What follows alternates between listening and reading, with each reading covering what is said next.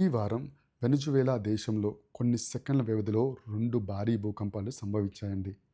భవనాలు కూలిపోయాయి. కుటుంబాలు భయంతో వీధిలోకి పరిగెత్తాయి. వేలాది మంది ఇప్పుడు భయము, నష్టము, అనిశ్చితి మధ్య జీవిస్తూ ఉన్నారు. నిజం చెప్పాలంటే ఇలాంటి సంఘటనలు జీవితం ఎంత సున్నితమో మనకు గుర్తు చేస్తాయి. ఒక్క క్షణం చాలండి అంతా మారిపోవడానికి. ఈరోజు మనము వెనుజువేలా ప్రజల కోసం ప్రార్థిద్దాం. ప్రాణాలు కోల్పోయిన వారి కుటుంబాల కోసం ప్రార్థిద్దాం. గాయపడిన వారి కోసం ప్రార్థిద్దాం. శిథిలాల మధ్య ప్రాణాలను వెతుకుతున్న రక్షణ సిబ్బంది కోసం ప్రార్థిద్దాం.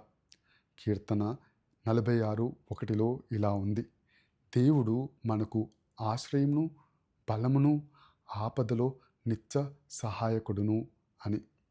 భూమి కంపించినా దేవుడు మాత్రము స్థిరంగా ఉంటాడు. కాబట్టి ఈ వార్తను చూసి మర్చిపోకండి. ఒక క్షణం ఆగండి, ప్రార్థించండి, ప్రేమను చూపించండి, విశ్వాసంలో నిలబడండి.